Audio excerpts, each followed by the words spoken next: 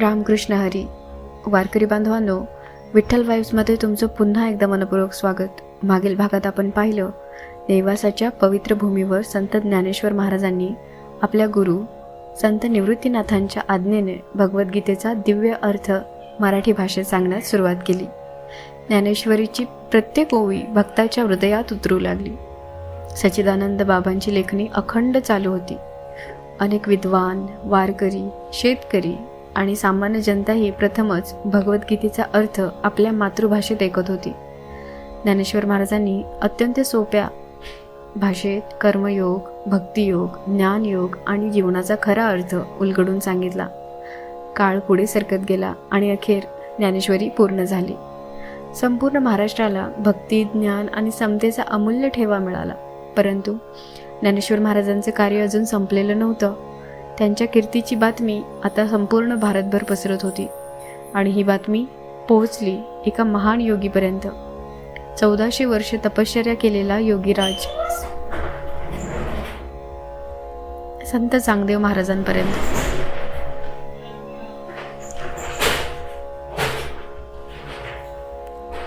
चौदाशे वर्ष तपश्चर्या केलेल्या योगीराज संत चांगदेव महाराजांपर्यंत. पुढे काय घडलं याच अध्यायापासून सुरू होतो संत ज्ञानेश्वर महाराजांच्या जीवनातील आणखी एक अद्भुत प्रवास.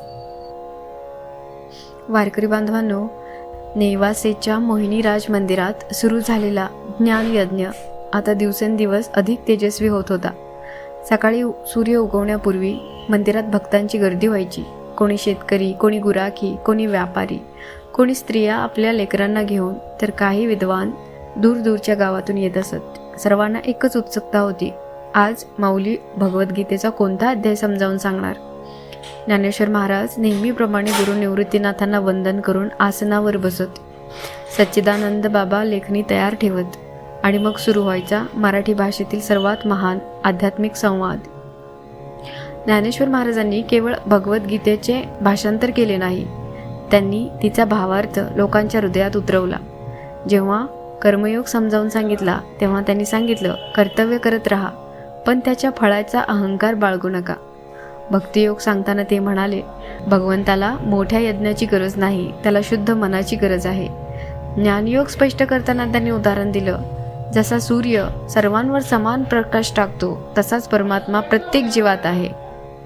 अशा साध्या उपमा ऐकून सामान्य माणूसही म्हणू लागला, आज गीता आमच्या भाषेत बोलू लागली. दिवस महिने झाले, महिने ऋतूमध्ये बदलले, पण ज्ञानेश्वर महाराजांच्या वाणीतला ओघ कमी झाला नाही. त्यांच्या प्रत्येक शब्दात अनुभव होता, त्यांच्या प्रत्येक ओवीत करुणा होती. लोक आपापल्या वहीत टिपणं लिहू लागले, काहींनी ओव्या पाठ केल्या. अनेकांच्या घरी संध्याकाळी ज्ञानेश्वरीचं सामूहिक वाचन सुरू झालं. मराठी भाषेला एक नवीन ओळख मिळत राहिली. वारकरी बांधवांनो, ज्ञानेश्वरीचा उल्लेख झाला की सच्चिदानंद बाबांचं नाव विसरून चालणार नाही. ज्ञानेश्वर महाराज बोलत होते, पण त्या प्रत्येक शब्दाला अक्षर रूप देण्याचं महान कार्य सच्चिदानंद बाबा करत होते.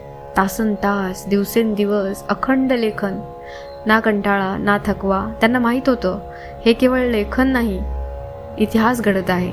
अनेक वेळा ज्ञानेश्वर महाराज बोलणं थांबवत, बाबांकडे पाहून विचारत, लिहून झालं का? बाबा हसत म्हणत, माऊली, तुमचा प्रत्येक शब्द माझ्यासाठी प्रसाद आहे. एक दिवस तो ऐतिहासिक क्षण अखेर आला. शेवटची ओवी पूर्ण झाली. सच्चिदानंद बाबांनी लेखणी अलगद खाली ठेवली. संपूर्ण मंदिरात शांतता पसरली.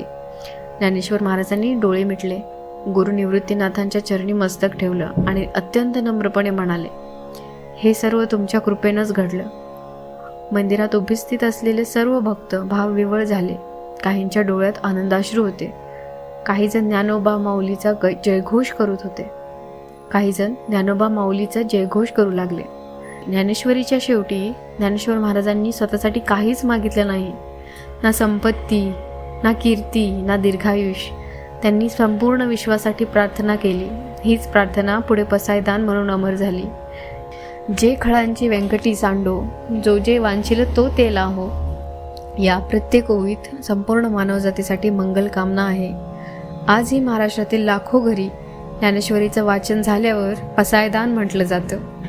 ज्ञानेश्वरी पूर्ण झाल्यावर मराठी भाषेचा इतिहास बदलला. सामान्य माणूस प्रथमच भगवद्गीतेचा अर्थ समजू लागला. भक्ती लोकांपर्यंत पोहोचली, ज्ञान घराघरात पोहोचलं. याच ज्ञानेश्वरीने पुढे संत नामदेव, संत एकनाथ, संत तुकाराम आणि असंख्य संतांना प्रेरणा दिली. आजही वारकरी दिंडीत, आळंदीच्या वारीत, पंढरपूरच्या रस्त्यावर ज्ञानेश्वरीच्या ओव्या ऐकू येतात. वारकरी बांधवांनो, ज्ञानेश्वरी पूर्ण झाली होती, पण ज्ञानेश्वर महाराजांचं कार्य अजून संपलेलं नव्हतं. त्यांच्या ज्ञानाची कीर्ती आता संपूर्ण भारतात पसरू लागली. महान योगी, विद्वान आणि संत त्यांच्या दर्शनासाठी येऊ लागले आणि त्यांच्यातीलच एक होते महायोगी चांगदेव महाराज. त्यांची आणि ज्ञानेश्वर महाराजांची भेट भारतीय संत परंपरेतील सर्वात प्रेरणादायी घटनांपैकी एक ठरणार होती. वारकरी बांधवांनो, ज्ञानेश्वर केवळ भगवद्गीतेचा अर्थ सांगणारा ग्रंथ नाही, तर प्रत्येक माणसाला जीवन जगण्याची दिशा देणारा दीपस्तंभ आहे.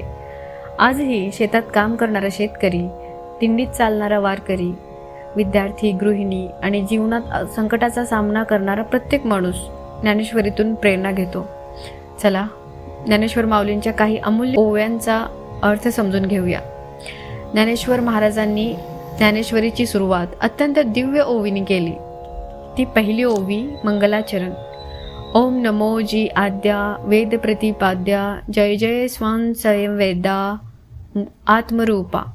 या एका ओवीत माऊली परमेश्वराला वंदन करतात. ते म्हणतात, हे सृष्टीच्या आदी कारणा, ज्याचं वर्णन वेदांनी केलं आहे, जो प्रत्येकाच्या अंतःकरणात आत्मारूपाने वास करतो, त्या परमेश्वराला माझा नमस्कार.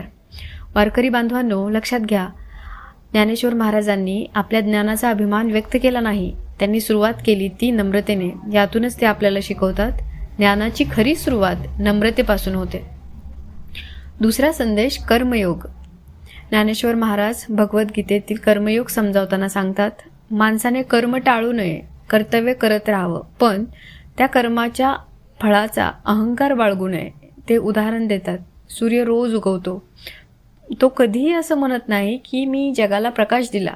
नदी सतत वाहते, ती कधीही मोबदला मागत नाही. झाड आयुष्यभर फळ देतात, पण स्वतःसाठी एकही फळ खात नाही. माऊली म्हणतात, निसर्गाकडून कर्मयोग शिका. आजच्या काळातही आपण आपलं कर्तव्य प्रामाणिकपणे केलं तर जीवन आपोआप सुंदर होतं. ज्ञानेश्वरीतून तिसरा संदेश आपल्याला ज्ञानेश्वर महाराज देतात की प्रत्येक जीवामध्ये परमात्मा आहे. ज्ञानेश्वर महाराजांनी संपूर्ण आयुष्यभर एकच विचार दिला, परमात्मा सर्वत्र आहे. म्हणूनच त्यांनी रेड्याच्या मुखातून वेद वदवले, कारण त्यांना त्या रेड्यातही परमेश्वर दिसत होता. ते सांगतात, जसं सूर्याचं प्रतिबिंब हजारो पाण्याच्या थेंबात दिसतं, तसंच एकच परमात्मा प्रत्येक जीवांमध्ये वास करतो. म्हणून कोणाचाही तिरस्कार करू नका, कोणालाही कमी लेखू नका, प्रत्येकाशी प्रेमाने वागा. हा संदेश आपल्या समाजाला आजही तितका आवश्यक आहे. चौथा संदेश म्हणजे भक्ती म्हणजे प्रेम. चौथा संदेश आपल्याला ज्ञानेश्वर महाराज देतात की भगवंताला मोठमोठ्या यज्ञांची गरज नाही. त्याला हवं आहे एक निर्मळ मन आणि एक निष्कपट हृदय आणि प्रेमाने घेतलेलं त्याचं नाम. वारकरी परंपरेत म्हणूनच नामस्मरणाला इतकं महत्त्व दिलेलं आहे. रामकृष्ण हरी विठ्ठल विठ्ठल या नामामध्येच भक्तीचं संपूर्ण सार दडलेलं आहे. ज्ञानेश्वर महाराजांनी पसायदानामध्ये संपूर्ण विश्वासाठी प्रार्थना केली आहे. वारकरी बांधवांनो, ज्ञानेश्वरी पूर्ण झाल्यानंतर ज्ञानेश्वर महाराजांनी स्वतःसाठी काही मागितलं नाही. ना धन, ना सत्ता, ना कीर्ती. त्यांनी मागितलं संपूर्ण जगाचं कल्याण. यालाच आपण पसायदान म्हणतो. चला, त्यातील काही ओळींचा अर्थ समजून घेऊया आपण. जे खळांची व्यंकटी सांडो. माऊली म्हणतात, ज्यांच्या मनात द्वेष आहे त्यांच्या मनातील वाईट विचार नष्ट होवत. वाईट माणूस नष्ट होऊ नये, पण त्याच्यातील वाईटपणा नष्ट व्हावा. किती सुंदर विचार आहे हा.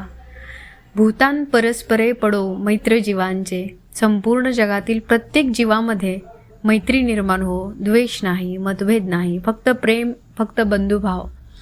आजच्या जगाला यापेक्षा मोठा संदेश कोणता असू शकतो बरं? दुरितांचे तिमिरे जावो, अज्ञानाचा अंधार दूर होवो, ज्ञानाचा सूर्य उगवो आणि प्रत्येकाला योग्य मार्ग मिळो. हीच तर ज्ञानेश्वर माऊलींची इच्छा होती. जो जे वांछिल तो ते लाहो प्राणी जात. ही ओळ प्रत्येक मराठी माणसाच्या हृदयात कोरलेली आहे. माऊली म्हणतात, प्रत्येक जीवाची योग्य इच्छा पूर्ण हो. सर्वांच्या जीवनात सुख, शांती, समाधान, भक्ती आणि ज्ञान नांदो. वारकरी बांधवांनो, यापेक्षा मोठं विश्वकल्याणाचं प्रार्थना गीत जगात क्वचितच आढळेल. कल्पना करा, अवघा 16 वर्षांचा संत स्वतःसाठी काहीही न मागता संपूर्ण मानवजातीच्या सुखासाठी प्रार्थना करतो. म्हणूनच आजही महाराष्ट्रात ज्ञानेश्वरीचं पारायण संपलं की पसायदानाशिवाय कार्यक्रम पूर्ण होत नाही. कारण पसायदान म्हणजे केवळ प्रार्थना नाही, तो संत ज्ञानेश्वर महाराजांनी मानवजातीला दिलेला आशीर्वाद आहे. चला तर मग भेटूया पुढच्या भागात. तोपर्यंत रामकृष्ण हरी.